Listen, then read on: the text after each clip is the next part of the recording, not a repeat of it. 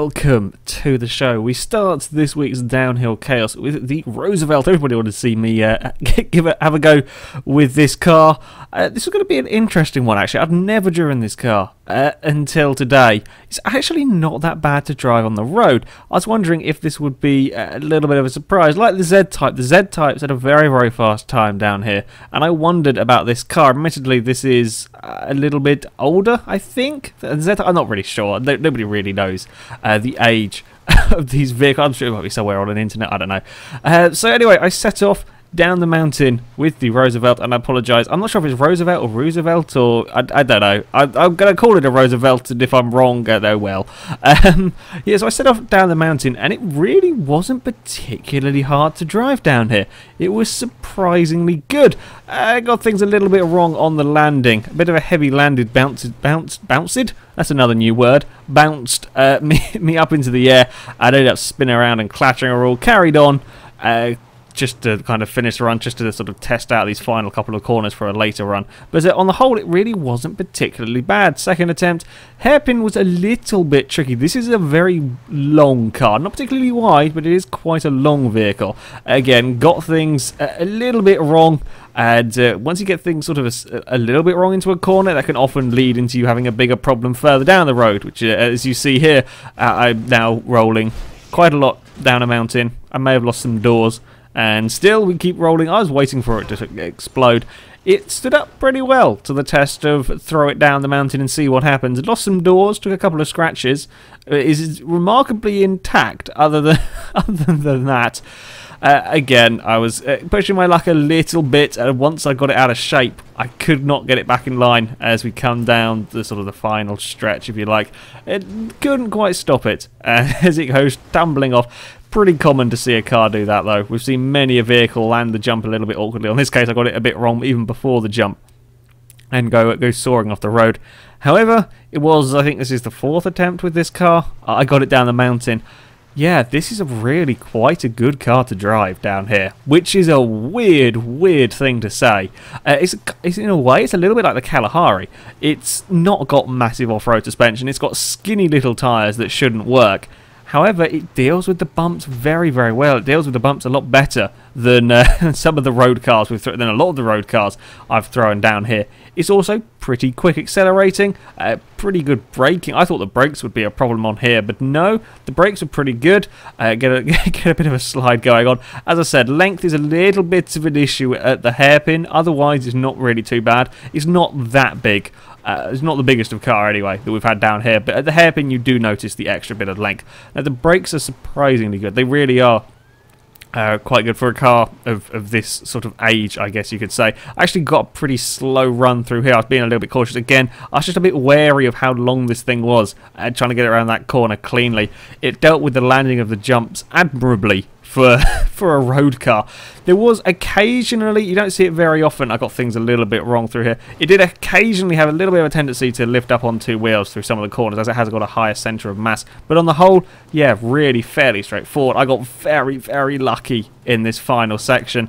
I just fought for about 10 seconds to try and regain control of the car as we went around the final corner and across the line.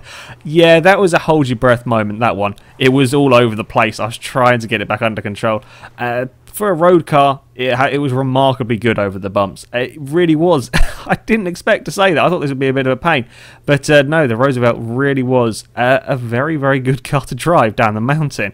Everybody wanted to see me have a go with the bikes. When I went out to kind of beat the Sanchez, I was only interested really in cars, in four-wheeled, okay, buggies and stuff, but in four-wheeled vehicles, shall we say. So I'm going to have a go with the bikes, and we start with the Batty 801. I'm guessing this is a Ducati-looking thing. I don't know anything about bikes, so I apologise. I'm guessing from the name that this is supposed to be a Ducati, sort of a super bike, sporty bike, I don't know, sort of thing. Now, I've tried bikes down here before. The Sanchez was very, very quick. However, I remember the Bagger, I think it was, Franklin's bike, was not particularly good because the bikes are very, very twitchy. They have an awful lot of grip, and on the first attempt, Michael has gone kind of sliding down the mountain. I don't know where the bike is. At this point in time, Michael has got further than the bike and is now just sort of bumping and falling, and I'm surprised he survived so long falling down this mountain.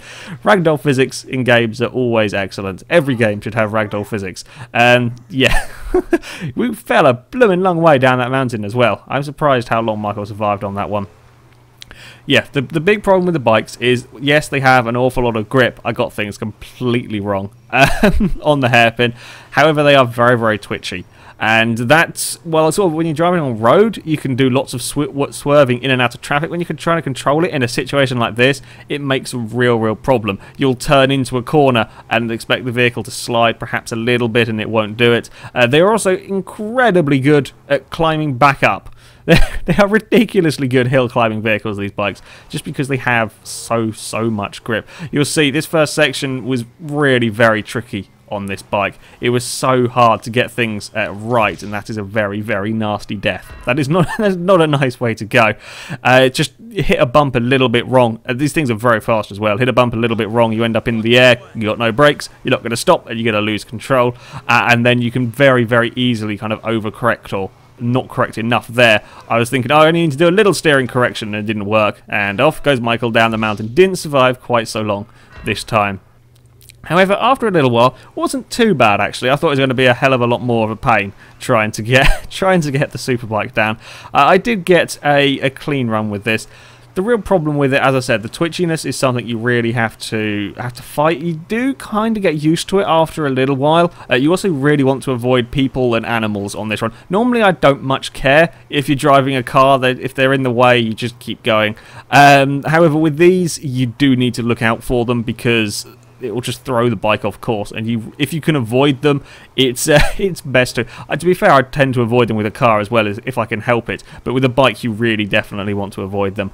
The 801, I think, it's not the best over the bumps. It's a little bit like the Bagger. Struggles a little bit with the bumps. There were times I had to be just a little bit more cautious than perhaps I would like with it, because it will get bounced around a bit on the bumps. It did a pretty good landing actually on that. In between corners, of course, it's incredibly fast, accelerating. Almost got things wrong over that jump. Then we come on to the final section, and things did not quite go to plan. Again, it was one of those where I was basically undercorrecting it, if that makes sense. I was trying to be very careful of the ultra sensitivity of the bike, and actually didn't turn it enough. Anyway, we made it down the mountain without too many dramas, and yeah, it wasn't as bad. It wasn't as bad as I feared the bikes would be. As I said, these things have stupid levels of grip, and the 801 really wasn't particularly bad. It is still a challenge getting a bike down there, just with the ridiculous twitchiness. This is another bike that that everybody wanted to see. It is the Akuma, however the blooming thing is pronounced. This is an odd bike, this one. I don't I know very little about bikes, and I would have assumed the racing bike was the fastest one, but whenever you race online with bikes, the occasional time that I find an online race with bikes, everybody seems to go with this one, and now I've kind of just generally stuck with this one as well. I don't really know what one's faster. I don't really know much about them. What I do know is they both like the same area, or dislike the same area. I'm not sure. They like to throw Michael off the bike at the same area. I had real problems with that corner with all of the bikes. I think it might have been just a little bit bumpy, and the bikes are so blooming fast that yeah, you hit the bump a little bit differently each time, or perhaps a little bit differently than you would with the car. Again, that was me having problems trying to correct it after going over a jump and now falling off the mountain. And again, we do not have any problems recovering back up the hill once things have gone wrong with any of these bikes. The first section with the bikes is rather tricky. I may have forgot to brake before the jump and then slammed the brakes on just as I got in the air. Not a good idea as we go soaring down the mountain. I survived longer than I thought I would, and no, we're never going to really land that. Yeah, you want to put the brakes on when all your wheels on the ground. That tends to be pretty helpful. Again, we have another. I've never had a fall off the mountain there. I've never had a vehicle go off that bit of terrain, bit of track. I just hit a bump a little bit awkwardly. I think I bounced off a coyote as well to kind of clear an odd rock place, and still the Akuma climbs back up the mountain. Yeah, that was a little bit of an odd crash, but again, you can carry a lot of speed through these corners. I think that was what was causing some of the problems, because you're approaching corners at speeds far greater than you would normally, so bumps were more significant. Again, it wasn't too long. I didn't have too much frustration with the Akuma to get a good run out of it, and it was much better on the bumps than the 801. It was a little bit easier to deal with them. Not quite as good as the Sanchez over them, however, it was better at dealing with them, and it probably helps that it went second, as I kind of got a little bit of the hang of the bikes again after driving the 801. I get incredibly lucky and carry huge amounts of speed through that corner. That was not... no, that was intended. That was completely intended. I meant to do that. Honestly, I'm not lying at all. Yeah, I got a little bit lucky on that one. I thought I was gone. There's just the grip of the bikes. If I'd done that in a car, I would have been off the mountain and exploded in a big fiery mess. It's just the grip of the bikes mean I could take so much speed through that corner. I actually got it a little bit wrong through there, ran a bit wide, trying to carry even more speed, I don't know, my English is failing today. Yeah, just trying to carry too much speed, ran a little bit wide. We come on to the final section, not quite as scary as it was in the 801, still very bumpy through this final bit and run a little bit wide with the Akuma, and then it is around the final corner and across the finish line into a tree, and somehow Michael stays on the bike. Yeah, this was a very, very quick bike. Again, you know, you got to be careful with all of these bikes. They're all very, very twitchy down here. They're all fairly tricky to drive, but I definitely think it may have had a bit of an advantage going second. Just getting used to the bikes. I very rarely drive bikes on this game. Means that the Akuma has set a half decent time, and we're going to do a little bit of a burnout to celebrate on this one. Anyway, we move on to have a look at the times, and we have a new leader. The Akuma goes to the top spot with a 1:11.7, almost 3 seconds quicker than the Sanchez. That is a mighty, mighty fast time. I know one of those corners was amazingly quick, and I didn't think I probably wouldn't be able to carry that much speed through there again. But that is a very, very quick time. The 801 goes into third, making it bikes in all top 3 positions. A little bit slower time from the 801, but still pretty damn quick. The Roosevelt, though, started pretty damn impressive time, I have to say. It is less than a second off a Voltic, not much behind a Kalahari, and slightly ahead of a Phelps and a Sultan. That's pretty damn quick. That's surprisingly fast. It really is a rather good off-road vehicle. Doesn't look it, again, much like the Z-Type, the classic cars do seem to fare pretty well when it comes to the off-roading. Maybe it's because they've got slightly softer, less sporty suspension. Anyway, that is it for this episode of Downhill Chaos. We have a new top 3 almost. The bikes, I think, are never going to be beaten by a car. That Akuma's time has set the benchmark even further out for the cars, and I don't think they'll be able to do it. However, coming soon, I'm not sure what day it is. I think it's Tuesday. Is it Tuesday or Thursday? There is a new DLC pack coming to GTA 5 that will have 3 new supercars, which will definitely have to be tested. We will see if any of them can get to the top of the leaderboard. However, that is it for today. So thank you very much for watching, and until next time, goodbye.